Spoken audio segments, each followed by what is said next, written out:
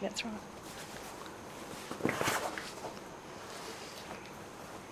There are several versions of a story, but the version that's told today is one from the annals of the great Rumi,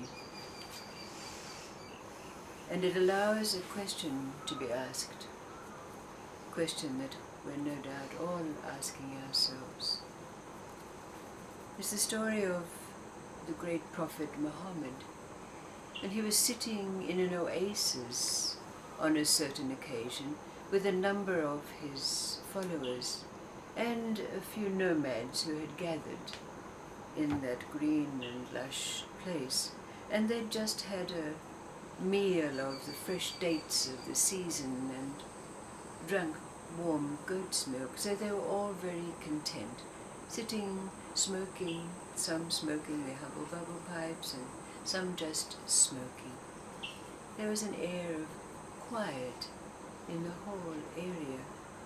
But all of a sudden, one of the disciples of Muhammad jumped up, took out his sword, and said to Muhammad, "Your grandfather and your father were ugly rogues and brigands." The whole assembly became alert,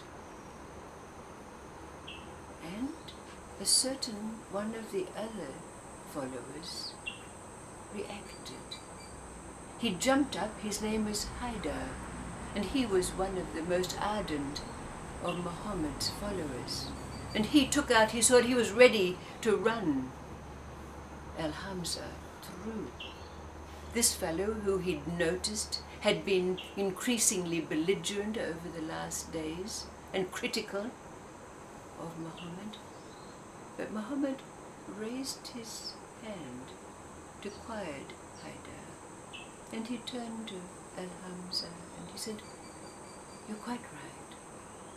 You speak truth." Haidar was very upset by this, and he sat down very reluctantly because he wanted to run that fellow through. He would have liked to see his blood soaking into the sand underneath their feet. And the assembly settled down into a little quietude again. But then one of the other followers of Muhammad spoke up, and he said, "Prophet of the age, I knew your grandfather and your father, and they were fine, pious, and upstanding men." Muhammad looked at him and said, "You're right. You speak truth." The assembly was quiet, but Haidar was sitting there stewing inside, and he couldn't resist. Finally it came out of him, "I don't understand." Muhammad said, "I am a mirror that has been purified by the divine.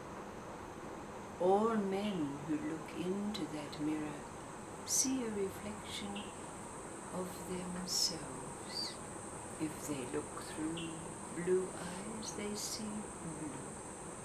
If they look through red eyes, they see red."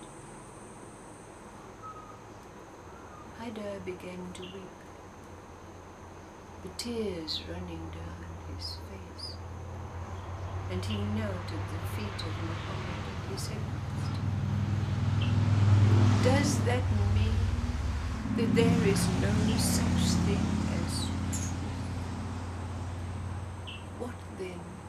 Tell me, O Master, what then is real?"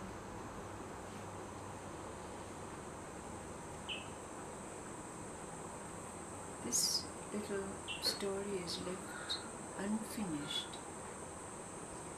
The response that Muhammad made to Haidar,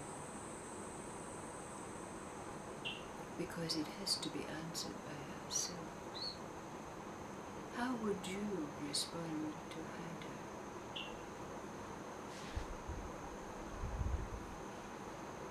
is there then no such thing as truth? What then is real? In these coming days, when the very foundations of existence are being shaken and changed, what response will you give? What will you say? What foundation, if any, do you rest on?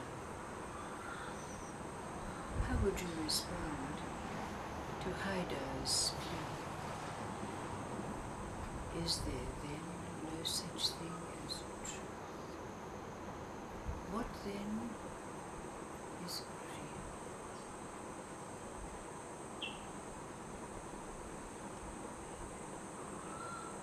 What would you say as a Mohammed responding to that heartfelt plea?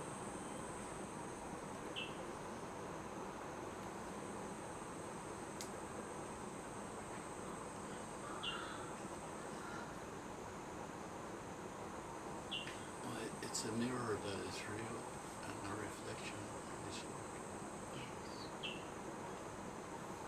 Yes.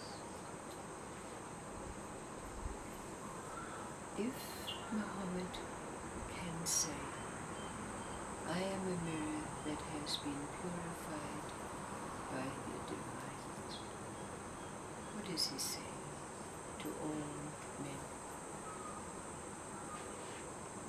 What path have you taken? What's happened to you in your life? Cannot we say the same thing? Cannot we look back on the trials and tribulations of our life and recognize that it's been a purification and a cleaning of our mirror? Is there anything in your life that you cannot now recognize as the hand of the divine, scrubbing, polishing, cleaning, destroying? Can you? Is there anything? So what is the answer that we will give? That's right. I'm an old girl, and I'm telling you, that's right. That's what's always happened to me.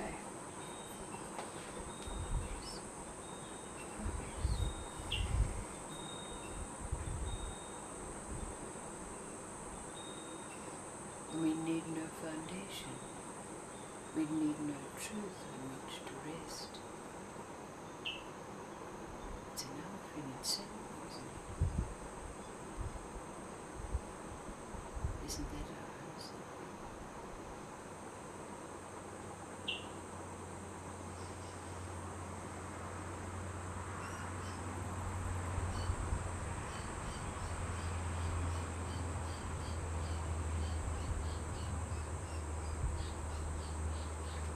Remember that other little story when Milarepa was farewelling his successor, and his successor passed over the stream, and Milarepa said, wait, wait, let me show you the greatest secret of all. And he turned around and bent over and bared his backside, which was welted and scarred and bruised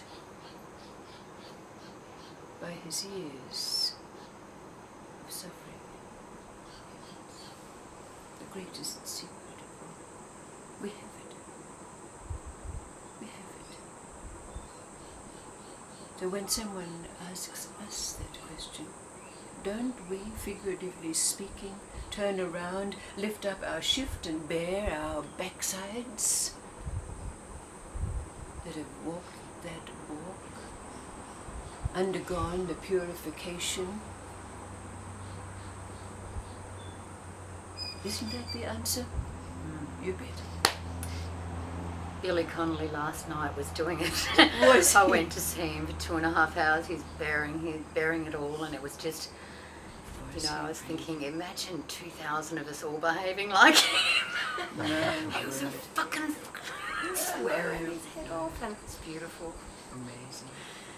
And We yeah, because he's understand been through the so pain. much of it, he can feel so free. You're doing